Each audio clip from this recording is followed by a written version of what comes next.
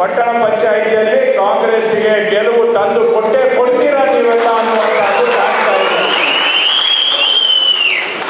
ವೇಮಗಲ್ಲು ಇದು ಪಟ್ಟಣ ಪಂಚಾಯಿತಿ ಆಗಬೇಕು ಅಂತೇಳಿ ಬಹಳ ಆಸಕ್ತಿ ತಗೊಂಡಂಥವರು ಮಾನ್ಯ ಸುದರ್ಶನ್ ಅವರು. ಅವರಿಗೆ ಇದನ್ನು ಪಟ್ಟಣ ಪಂಚಾಯಿತಿಯಾಗಿ ಮಾಡಲೇಬೇಕು ಅಂತೇಳಿ ಹೆಜ್ಜೆ ಇಟ್ಟು ನಂತರ ಕೆಲವು ಕಾನೂನು ತೊಡಕುಗಳು ಬಂದು ಅದು ಭಾಳ ಸಮಯ ತೆಗೆದುಕೊಂಡು ಕೊನೆಗೆ ಇವತ್ತು ಎಲ್ಲ ಅಂತಿಮ ರೂಪ ಬಂದು ಈಗ ಚುನಾವಣೆ ಮಾಡಿ ಚುನಾಯಿತ ಕೌನ್ಸಿಲರ್ಸನ್ನು ಎಲೆಕ್ಟ್ ಮಾಡುವಂಥ ಒಂದು ಘಟ್ಟಕ್ಕೆ ನಾವು ಬಂದು ನಿಂತಿದ್ದೇವೆ. ಯಾವುದೇ ಆಗಲಿ ಲೋಕಲ್ ಬಾಡಿಯಲ್ಲಿ ಎಲೆಕ್ಷನ್ ಆಗಲೇಬೇಕು ಟೈಮ್ ಟು ಟೈಮ್ಗೆ. ಅದು ಪಂಚಾಯಿತಿ ಇರಲಿ ಅಥವಾ ಮುನ್ಸಿಪಾಲ್ಟಿ ಇರಲಿ, ಟೈಮ್ ಟು ಟೈಮ್ ಎಲೆಕ್ಷನ್ ಆಗ್ತಾ ಬರಬೇಕಾಗಿತ್ತು. ಇಲ್ಲಿ ಸ್ವಲ್ಪ ಟೆಕ್ನಿಕಲ್ ಕಾರಣದಿಂದ ವಿಳಂಬ ಆಗಿದೆ. ಈಗ ಪರವಾಗಿಲ್ಲ, ಈಗ ಒಳ್ಳೆ ಮುಹೂರ್ತ ಕೂಡಿ ಬಂದಿದೆ. ಒಟ್ಟಾರೆ ಅದಕ್ಕೂ ಅನ್ವಯಿಸುತ್ತೆ. ಯಾರು ನಾವು ಇಷ್ಟೊತ್ತಿಗೆ ಜಿಲ್ಲಾ ಪಂಚಾಯತ್ ಎಲೆಕ್ಷನ್ ಆಗಬೇಕಾಗಿತ್ತು, ಮಾಡೋಕ್ಕಾಗಿಲ್ಲ.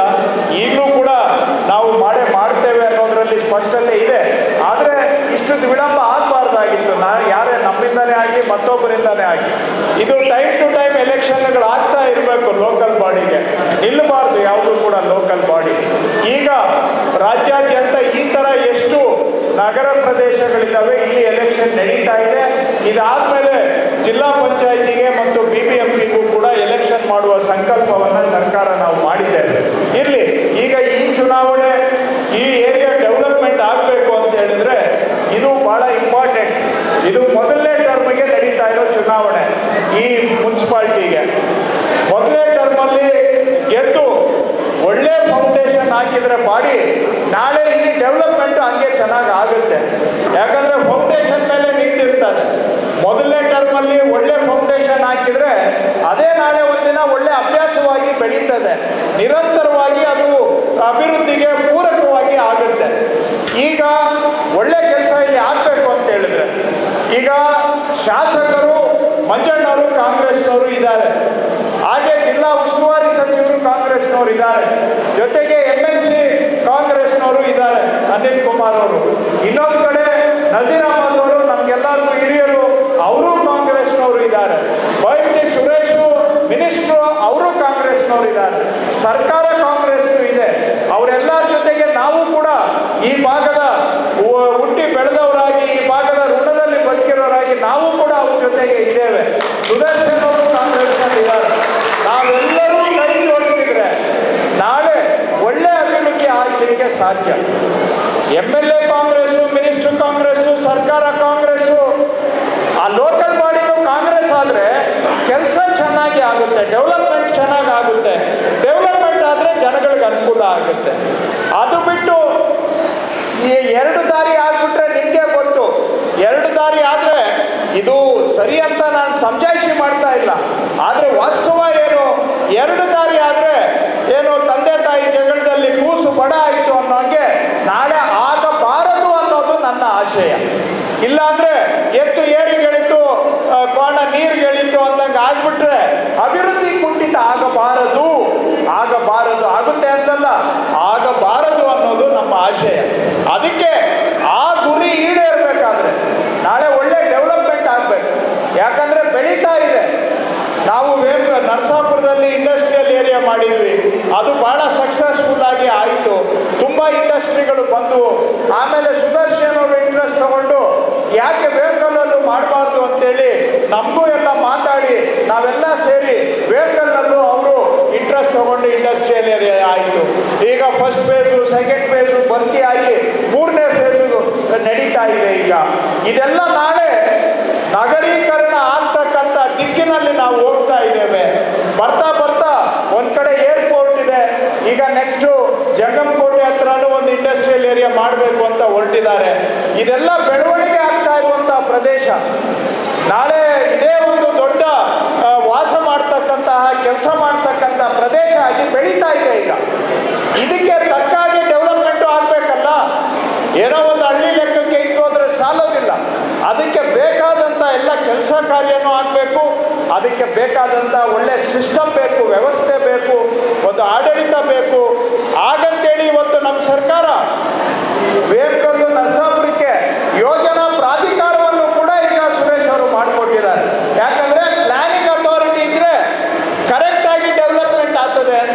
ಇಲ್ಲ ಅಂದರೆ ಪ್ಲಾನಿಂಗ್ ಅಥಾರಿಟಿ ಇಲ್ಲ ಅಂದರೆ ಹುಚ್ಚುಚ್ಚಾಗಿ ಬೆಳೆದುಬಿಟ್ರೆ, ಹುಚ್ಚುಚ್ಚಾಗಿ ಎಲ್ಲ ಬೆಳೆದ್ಬಿಟ್ಟು ನಾಳೆ ಬಂದು ಎಲ್ಲ ಸರಿ ಮಾಡಿ ಅಂದರೆ ಎಲ್ಲಿಂದ ಸಾಧ್ಯ? ಅದಕ್ಕೆ ಒಂದು ವ್ಯವಸ್ಥಿತವಾಗಿ ಡೆವಲಪ್ಮೆಂಟ್ ಆಗಬೇಕು ಅಂತೇಳಿ ಸರ್ಕಾರ ಈಗ ಪ್ಲಾನಿಂಗ್ ಅಥಾರಿಟಿಯನ್ನು ಕೂಡ ಸ್ಯಾಂಕ್ಷನ್ ಮಾಡಿದೆ ವೇಮಗಲ್ಲು ನರಸಾಪುರಕ್ಕೆ, ವ್ಯವಸ್ಥಿತ ಪ್ಲ್ಯಾನ್ಡ್ ಡೆವಲಪ್ಮೆಂಟ್ ಆಗಬೇಕು ಅಂತೇಳಿ ಅಂತ. ಸೊ ಹಾಗಾಗಿ ಈ ಪ್ರದೇಶ ಏನಿದೆ ಭವಿಷ್ಯದಲ್ಲಿ ಒಳ್ಳೆ ಬೆಳವಣಿಗೆ ಆಗುವಂಥ ಪ್ರದೇಶ. ಇದನ್ನು ಅರ್ಥ ಮಾಡಿಕೊಂಡೆ ಇವತ್ತು ಸರ್ಕಾರ ಸುಮಾರು 3,200 ಕೋಟಿ ರೂಪಾಯಿ ವೆಚ್ಚದಲ್ಲಿ ದೇವನಹಳ್ಳಿ ಹತ್ರ ಈಗ ಏನು ಹೈವೇ ಆಗಿದೆ ಹೊಸದು, ಅಂದರೆ ಬಳ್ಳಾರಿ ರೋಡು ದೇವನಹಳ್ಳಿ STRR ಇಂದ ತಗೊಂಡು ಎಚ್ ಕ್ರಾಸಿಂದ ಮೇಲೆ ವೇಮಗಲ್ಲು ನರಸಾಪುರ ಮಾಲೂರು ಮೇಲೆ ಹೊಸೂರಿಗೆ ಹೋಗುವಂಥ ಒಂದು ಹೊಸ ಹೈವೇಯನ್ನು ಕೂಡ ನಾವು ಸ್ಯಾಂಕ್ಷನ್ ಮಾಡಿ ಈಗ ಟೆಂಡರ್ ಆಗ್ತಾ ಇದೆ. ಸೊ ಇದರಿಂದ ಅದರಲ್ಲಿ ಕೋಲಾರ್ಗೂ ಲಿಂಕ್ ರೋಡ್ ಮಾಡಿದೆ, ವೇಮಗಲ್ಲಿಂದ ಕೋಲಾರ್ಗೆ ಲಿಂಕ್ ರೋಡ್ ಇದೆ, ಮಾಲೂರಿಂದ ಹೊಸಕೋಟೆಗೆ ಲಿಂಕ್ ರೋಡ್ ಇದೆ. ಸೊ ಇದೆಲ್ಲ ಆಗ್ಬಿಟ್ರೆ ನಾಳೆ ಈ ಪ್ರದೇಶ ಇನ್ನೂ ಕೂಡ ಬಹಳ ಹೆಚ್ಚು ಬಂಡವಾಳ ಇಲ್ಲಿಗೆ ಬರುತ್ತೆ, ಒಳ್ಳೊಳ್ಳೆ ಡೆವಲಪ್ಮೆಂಟ್ ಆಗುತ್ತೆ. ಯಾಕೆಂದರೆ ಏರ್ಪೋರ್ಟ್ ರೋಡು ಬಳ್ಳಾರಿ ರೋಡು ಇವೆರಡೂ ಜಂಕ್ಷನ್ ಇಂದ ಶುರುವಾಗ್ಬಿಟ್ರೆ ಅಲ್ಲಿಗೆ ಬಳ್ಳಾರಿ ರೋಡ್ಗೂ ಲಿಂಕ್ ಸಿಗ್ತದೆ. ಏರ್ಪೋರ್ಟು STRR ಅಂತ ಇದೆಯಲ್ಲ, STRR ಅಂದರೆ ದಾಬಸ್ಪೇಟೆ ಗೊತ್ತಾ ನಿಮಗೆ? ತುಮಕೂರು ರೋಡಲ್ಲಿ ದಾಬಸ್ಪೇಟೆ ಇದೆ, ಅಲ್ಲಿಂದ ದೊಡ್ಡಬಳ್ಳಾಪುರ ದೇವನಹಳ್ಳಿ ಹೊಸಕೋಟೆ ಹೊಸೂರಿಗೆ ಲಿಂಕ್ ಆಗ್ತದೆ ಆ ರೋಡು. ಆ ರೋಡಿಂದ ಲಿಂಕ್ ತಗೊಂಡು ವೇಮಗಲ್ಗೆ ಕೋಲಾರ್ಗೆ ಡೈರೆಕ್ಟ್ ಆಗಿ ಲಿಂಕ್ ಮಾಡಿ ನರಸಾಪುರ ಮಾಲೂರು ಆಮೇಲೆ ಮತ್ತೆ ಆ ರೋಡ್ಗೆ ಲಿಂಕ್ ಆಗೋದ್ರಿಂದ ಈ ಏರಿಯಾದಲ್ಲಿ ನಾಳೆ ಓಡಾಟ ವ್ಯಾಪಾರ ವಹಿವಾಟು ಎಲ್ಲದಕ್ಕೂ ಒಂದು ದೊಡ್ಡ ಅವಕಾಶ ಆಗುತ್ತೆ. 3,200 ಕೋಟಿ ರೂಪಾಯಿ ನಮ್ಮ ಸರ್ಕಾರ ಈ ಯೋಜನೆಗೆ ಸ್ಯಾಂಕ್ಷನ್ ಮಾಡಿದೆ. ಸೊ ಇಷ್ಟೆಲ್ಲ ಡೆವಲಪ್ಮೆಂಟು ಆಗ್ತಾ ಇರೋವಾಗ ಈ ಮುನ್ಸಿಪಾಲಿಟಿ ಎಲೆಕ್ಷನಲ್ಲೂ ನೀವೆಲ್ಲ ಜನಗಳು ಈ ಡೆವಲಪ್ಮೆಂಟ್ ಜೊತೆಗೆ ಕೈ ಜೋಡಿಸಿದ್ರೆ ನಾಳೆ ಇನ್ನಷ್ಟು ಡೆವಲಪ್ಮೆಂಟ್ ಆಗುತ್ತೆ. ಆ ಕಾರಣಕ್ಕಾಗಿ ಎಲ್ಲರೂ ಗಂಭೀರವಾಗಿ ಯೋಚನೆ ಮಾಡಬೇಕು. ಎಲ್ಲರೂ ಕೈ ಜೋಡಿಸಿದ್ರೆ ಆಗೋ ಕೆಲಸ ಡಬಲ್ ಆಗ್ತದೆ. ಒಂದು ಕೈ ಈ ಕಡೆ ಇನ್ನೊಂದು ಕೈ ಈ ಕಡೆ ಆದರೆ ಆಗೋ ಕೆಲಸ ಅರ್ಧ ಆಗೋಗುತ್ತೆ. ರೂಪಾಯಿಗೆ ರೂಪಾಯಿ ಆಗಲ್ಲ, 4 ಆಣೆಗೆ ಇಳಿದು ಬಿಡ್ತದೆ. ಅದೇ ಎಲ್ಲ ಕೈಗಳು ಜೋಡಿಸಿದ್ರೆ 1 ರೂಪಾಯಿ ಹೋಗಿ 2 ರೂಪಾಯಿ ಅಷ್ಟು ಕೆಲಸ ಆಗುತ್ತೆ. ಅದಾಗಬೇಕು ಅಂದರೆ ತಾವೆಲ್ಲರೂ ಕೂಡ ಕಾಂಗ್ರೆಸ್ ಪಕ್ಷದ ಅಭ್ಯರ್ಥಿಗಳಿಗೆ ಆಶೀರ್ವಾದ ಮಾಡಬೇಕು. ಭವಿಷ್ಯದಲ್ಲಿ ಒಳ್ಳೆ ಬೆಳವಣಿಗೆಗೆ ಒಳ್ಳೆ ಡೆವಲಪ್ಮೆಂಟ್ಗೆ ನೀವು ಕೈ ಜೋಡಿಸಿ ಒಂದು ನಾಂದಿಯನ್ನು ಆಡಬೇಕು ಅಂತ ನಾನು ತಮ್ಮಲ್ಲಿ ಮನವಿಯನ್ನು ಮಾಡ್ತೇನೆ. ಇನ್ನು ಮಾತಾಡಿದಂಥ ಸ್ನೇಹಿತರೆಲ್ಲ ಹೇಳಿದರು, ಈಗ ಆಲ್ರೆಡಿ ಕಾಂಗ್ರೆಸ್ ಸರ್ಕಾರ ರಾಜ್ಯದಲ್ಲಿ 4.5 ಕೋಟಿ ಕನ್ನಡಿಗರಿಗೆ 4.5 ಕೋಟಿ ಕನ್ನಡಿಗರಿಗೆ ನೇರವಾಗಿ ಅವರ ಕೈಗೆ ಶಕ್ತಿ ಬಲ ಕೊಡಲಿಕ್ಕೆ, ಅವರ ಕೈಗೆ ಶಕ್ತಿ ಕೊಡಲಿಕ್ಕೆ, ಅವರ ಅಕೌಂಟಿಗೆ ದುಡ್ಡು ಹಾಕುವಂಥ ಕೆಲಸವನ್ನು ನಾವು ಮಾಡ್ತಾ ಇದ್ದೇವೆ. ಅದು ಗೃಹಲಕ್ಷ್ಮಿ ಇರ್ಬೋದು, ಅನ್ನಭಾಗ್ಯ ಇರ್ಬೋದು. ನಮ್ಮ ಸರ್ಕಾರ ಬಂದು 2 ವರ್ಷ ಆಯಿತು. 2 ವರ್ಷದಲ್ಲಿ 1 ಲಕ್ಷ ಕೋಟಿ, 2 ವರ್ಷದಲ್ಲಿ 1 ಲಕ್ಷ ಕೋಟಿ. ಇನ್ನೊಂದು ಬಾರಿ ಹೇಳ್ತೇನೆ, 2 ವರ್ಷದ ಅವಧಿಯಲ್ಲಿ 1 ಲಕ್ಷ ಕೋಟಿ ರೂಪಾಯಿ 4.5 ಕೋಟಿ ಕನ್ನಡಿಗರ ಕೈಗೆ ನೇರವಾಗಿ ಹಾಕಿದ್ದೀವಿ. ನಿಮ್ಮ ಕೈಗೆ ನೇರವಾಗಿ ಕೊಡ್ತಿದ್ದೀವಿ. ಇದರಲ್ಲಿ 1 ರೂಪಾಯಿ ಲಂಚ ಇಲ್ಲ, 1 ರೂಪಾಯಿ ಕಮಿಷನ್ ಇಲ್ಲ, 1% ಬಿಸ್ನೆಸ್ ಇಲ್ಲ. ನೇರವಾಗಿ ನಿಮ್ಮ ಕೈಗೆ ಬರ್ತಾ ಇದೆ, ನೇರವಾಗಿ ನಿಮ್ಮ ಅಕೌಂಟ್ಗೆ ಬರ್ತಾ ಇದೆ, ನೇರವಾಗಿ ನಿಮ್ಮ ಮನೆಗೆ ಸೇರ್ತಾ ಇದೆ. ನಿಮ್ಮ ಸಂಸಾರ ನಡೆಸೋದಕ್ಕೆ 4 ಕಾಸಿರ್ಬೋದು, 12 ಕಾಸಿರ್ಬೋದು, ಏನೋ ನಮ್ಮ ಕೈಲಾದಷ್ಟು ನಿಮ್ಮ ಸಂಸಾರ ನಡೆಸೋದಕ್ಕೆ ನಿಮಗೆ ಸಹಾಯ ಮಾಡ್ತಾ ಇದ್ದೇವೆ.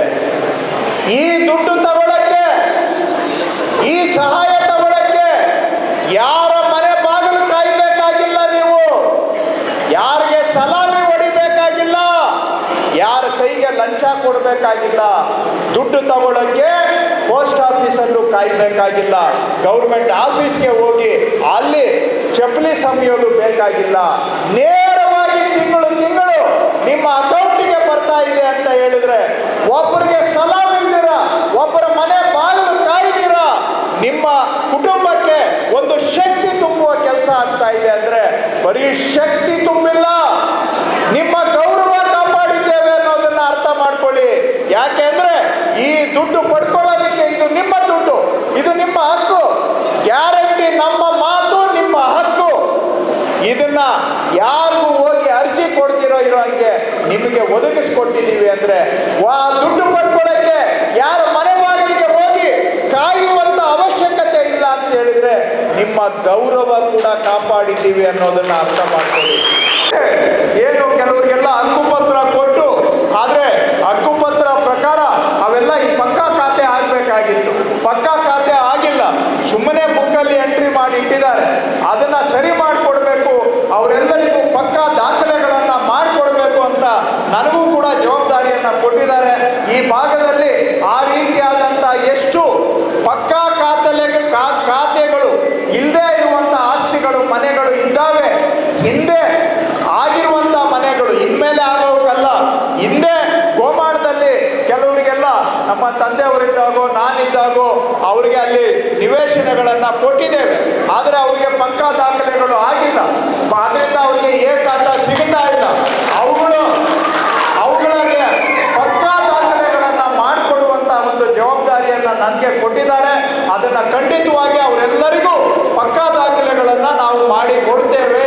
ಅದಕ್ಕೆ ಬೇಕಾದಂತಹ ಸೂಚನೆಯನ್ನು ನಾನು ಅಧಿಕಾರಿಗಳಿಗೆ ಕೊಟ್ಟು ಆ ಥರ ಎಷ್ಟು ಇದ್ದಾವೆ ಅವರೆಲ್ಲರಿಗೂ ಕೂಡ ಮನೆಗಳಿಗೆ ಅವ್ರಿಗೆ ನಾಳೆ ಯಾವುದೂ ಕೂಡ ಕಾನೂನಿನ ತೊಡಕು ಬರದ ಹಾಗೆ ನೆಮ್ಮದಿಯಾಗಿ ಬದುಕುವ ಹಾಗೆ ಅವರು ವಾಸ ಇರ್ತಕ್ಕಂಥ ಸೂರು, ಆ ಸೂರಿಗೆ ಒಂದು ಗ್ಯಾರಂಟಿ ಕೊಡುವಂಥ ಕೆಲಸ ನಾನು ಕೂಡ ಕಂದಾಯ ಇಲಾಖೆಯಿಂದ ಮಾಡಿಕೊಡ್ತೇನೆ ಅಂತಕ್ಕಂಥ ಮಾತನ್ನ ಹೇಳಿ ಇನ್ನು ಉಳಿದಾಗೆ, ಯಾಕೆಂದ್ರೆ ಈ ಮಣ್ಣಿನ ಋಣದಲ್ಲಿ ನಾನು ಬದುಕಿದ್ದೇನೆ, ನಮ್ಮ ಕುಟುಂಬನೂ ಕೂಡ ನೀವು ಸಾಕಿದ್ದೀರ. ಯಾವತ್ತಿದ್ರು ಎಲ್ಲೇ ಇದ್ರೂ ಕೂಡ ನಿಮ್ಮ ಜೊತೆಗೆ ನಾವು ಇದ್ದೇವೆ, ನಾವು ಸದಾಕಾಲ ನಿಮ್ಮ ಜೊತೆಗೆ ಇದ್ದೇವೆ. ಯಾಕೆಂದ್ರೆ ನಾವು ಏನೋ ಒಂದು ಇವತ್ತು ಈ ಥರ ಬಂದು ಇಲ್ಲಿ ನಿಂತಿದ್ದೇವೆ, ಎಲ್ಲೇ ಆಗಲಿ ಇಲ್ಲೇ ನಿಂತಿರ್ಬೋದು, ಬೇರೆನೇ ನಿಂತಿರ್ಬೋದು, ನಮ್ಮನ್ನ ಕಾಲ ಮೇಲೆ ನಿಲ್ಲಿಸಿದಂಥವರು ನೀವು ಈ ಭಾಗದ ಜನ. ಹಾಗಾಗಿ ಅದನ್ನ ನಾವೆಂದಿಗೂ ಕೂಡ ಮರೀಲಿಕ್ಕೆ ಸಾಧ್ಯ ಇಲ್ಲ. ಈ ಭಾಗದ ಅಭಿವೃದ್ಧಿಗೆ ನಮ್ಮ ಮಂಜಣ್ಣವ್ರ ಜೊತೆಗೆ ಸುರೇಶ್ ಅವರು ಇದ್ದಾರೆ, ನಾನು ಇದ್ದೇನೆ, ಸುದರ್ಶನ್ ಅವರು, ಅನಿಲ್, ನಜೀರ್ ಅಹಮದ್ ಸಾಹೇಬರು, ನಾವೆಲ್ಲರೂ ಕೂಡ ನಿಮ್ಮ ಜೊತೆಗೆ ಇದ್ದೇವೆ. ನೀವು ಈ ಚುನಾವಣೆಯಲ್ಲಿ ನಮ್ಮ 17 ಅಭ್ಯರ್ಥಿಗಳನ್ನ ಗೆಲ್ಲಿಸಿ ಕಾಂಗ್ರೆಸ್ ಮುನ್ಸಿಪಾಲಿಟಿಯನ್ನ ದಯವಿಟ್ಟು ಇಲ್ಲಿ ಸ್ಥಾಪಿಸಿ